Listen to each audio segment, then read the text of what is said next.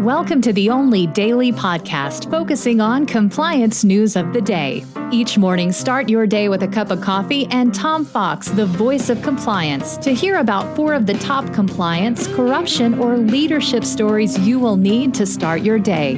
The Daily Compliance News is a production of the Compliance Podcast Network. First, a word from our sponsor.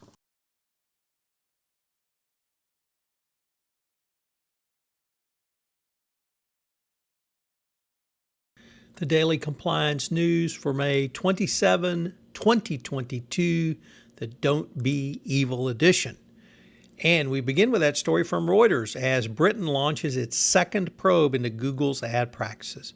Remember when Google's motto was, "Don't be evil"? Well, apparently the British competition regulator thinks that something is not right with Google.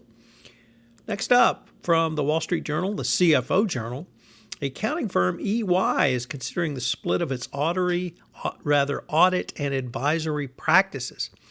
Last year, the firm had $40 billion in global revenue, of which only $13.6 billion came from audit work.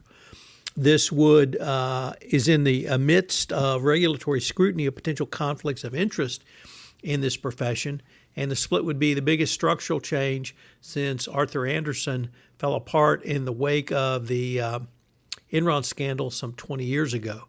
The potential move could create 2 professional giants with the monies generated, and it will be interesting to see if EY goes this route and does indeed split into audit and advisory practices. No doubt we'll be waiting for Francine McKenna's comments on this.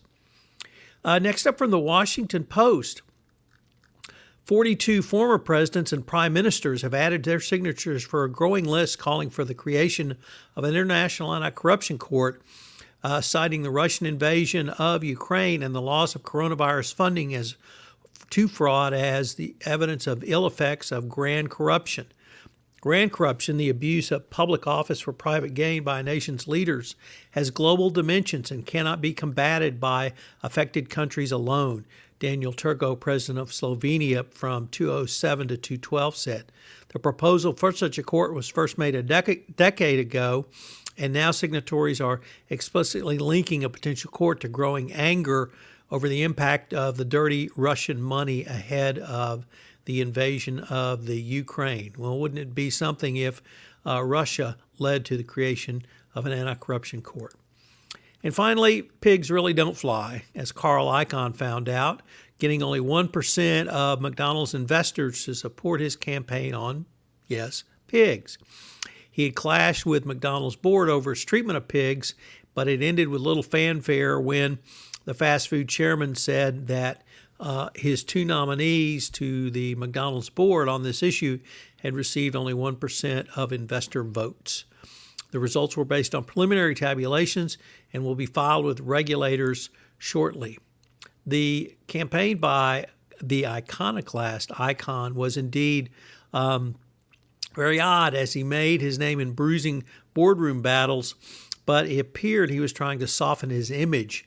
And inspired by a vegetarian daughter, he was trying to get McDonald's to live up to its 2012 pledge to phase out the use of so-called gestation crates.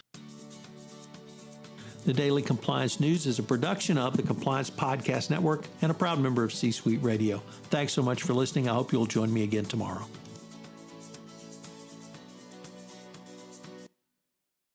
This podcast is a part of the C-Suite Radio Network. For more top business podcasts, visit c-suiteradio.com.